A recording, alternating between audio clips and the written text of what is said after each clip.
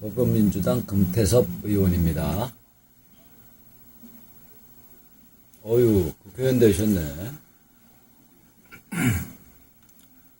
국민 여러분, 존경하는 의장님, 선배 동료 의원 여러분, 더불어민주당 서울 강서갑 국회의원 금태섭입니다. 안보 문제에 대해서는 여야가 따로 있을 수 없습니다. 많은 정보를 가지고 결정을 내리는 대통령의 판단을 원칙적으로 존중합니다. 첨단 무기 체계에 대해서 국방부 장관과 같은 전문가들의 견해에 대해 뚜렷한 근거 없이 논쟁을 벌이고 싶은 생각도 없습니다. 그러나 사드에 대해서는 대한민국을 둘러싼 주변국의 견해가 우리 정부와 엄청나게 다릅니다. 중국은 군사적 조치를 포함한 보복 가능성을 연일 얘기하고 있습니다. 국내에서도 사드의 성격에 대해서 정부의 견해에 대해 동의하지 않는다는 주장이 나오고 있습니다. 오늘 아침 한국일보 칼럼에서는 한국에서 사드 레이더에 포착된 정보는 일본에 설치된 동일 기종의 X밴드 레이더와 실시간으로 공유된다. 미국을 위한 사드 배치라고 해도 과언이 아니다. 이런 얘기가 나왔습니다. 우리 정부가 사드의 성격에 대해서 어떻게 생각하는지, 또 우리 국회가 그런 판단을 어떻게 받아들이는지도 물론 중요합니다. 그러나 외교와 국가 경영에 있어서 더욱 중요한 것은 우리를 둘러싼 주변국에서 그 사드 배치의 성격을 어떻게 보고 있는지, 또 거기에 대해서 우리는 어떻게 대응할지입니다. 정부의 판단을 존중한다고 하더라도 외국은 물론 국내에서마저 이렇게 정부와 다른 견해가 쏟아지는 상황에서 정부와 다른 의견, 그리고 그 의견에 따라 가능한 여러 가지 시나리오에 대해서 우리가 어떤 대응책을 가지고 있는지 묻지 않을 수가 없습니다. 향후 예상되는 문제들에 대해서 어떤 대책을 취해야 되는지 국민들을 대신해서 국민들이 상식적으로 가지는 질문을 하겠습니다. 외교부 장관 나와주십시오.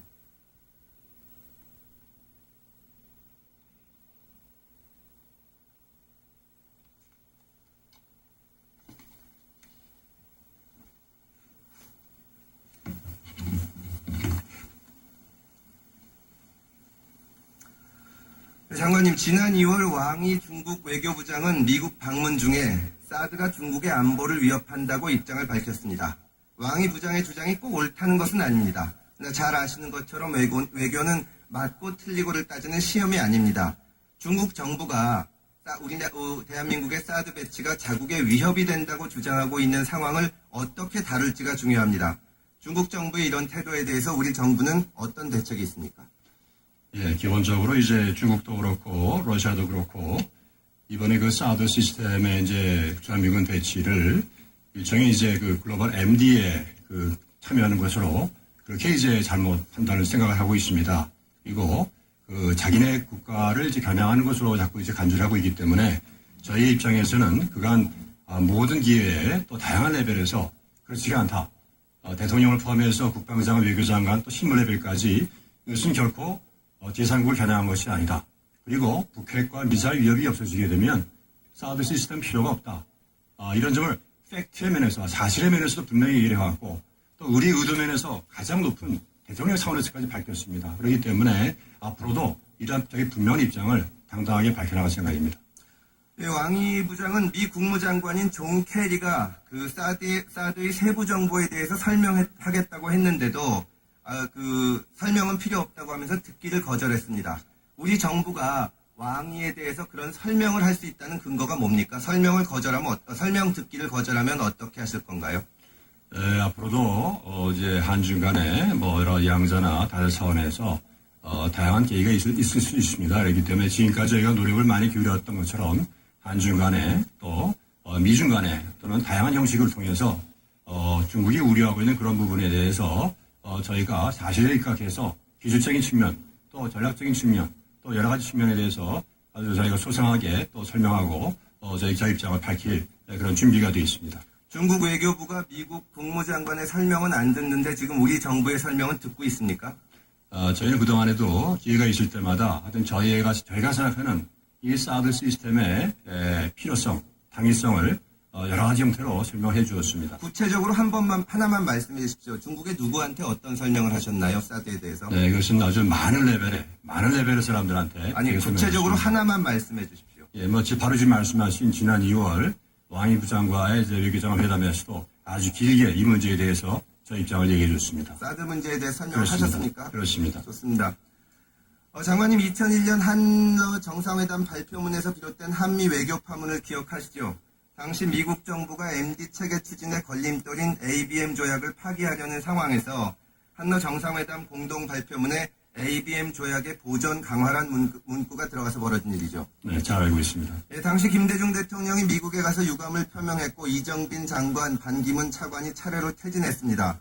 반기문 유엔 사무총장이 당시 차관직에서 물러나면서 이 사건 때문에 자살까지 생각했다고 말했다는데 들었습니까? 그런 얘기까지는 듣지 못했습니다만 많은 파장을 갖고 왔던 사건이라고는 알고 있습니다. 네, 어쨌거나 그 일이 엄청나게 큰 사건이라는 데는 동의하리라고 생각합니다. 그 당시 당사국인 러시아, 미국, 그리고 지금 중국까지 이렇게 MD 체계에 우리가 편입되냐 하는 것은 굉장히 중요한 사안입니다. 그 사건 이후 MD 체계 편입에 대한 우리 정부의 입장은 어떻습니까? 조금 전에도 이제 국방장관께서 또 다른 나라 또 여러 번 얘기했습니다만은 저희가 지금 추구하고 있는 이런 것은 그 MD 체계에 가입하는 것이 아닙니다. 그렇기 때문에 그런 점에 있어서 앞으로 중국과 러시아에 대해서 왜 그런 것인지 또 이것이 어디까지나 북한만을 겨냥한 것인지 이런 것을 충분히 설명할 것입니다. MD 체계가 아니라 우리는 독자적인 KAMD 체계를 하겠다는 거죠. 그렇습니다. 예, 거기에 이지스함 페이트리어트 미사일 도입 등이 포함되는 것이라고 제가 알고 있는데요. 사드도 KAMD의 일환입니까? 보통 이제 KMD는 이제 키일체인과 더불어서 저희의 그 방어 시스템의 중요한 부분입니다.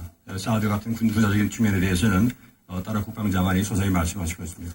좋습니다. 그런데 그 말씀하신 것처럼 사드가 MD에 포함되지 않는다면 중국이 왜 이렇게 반발하고 나선다고 생각합니까?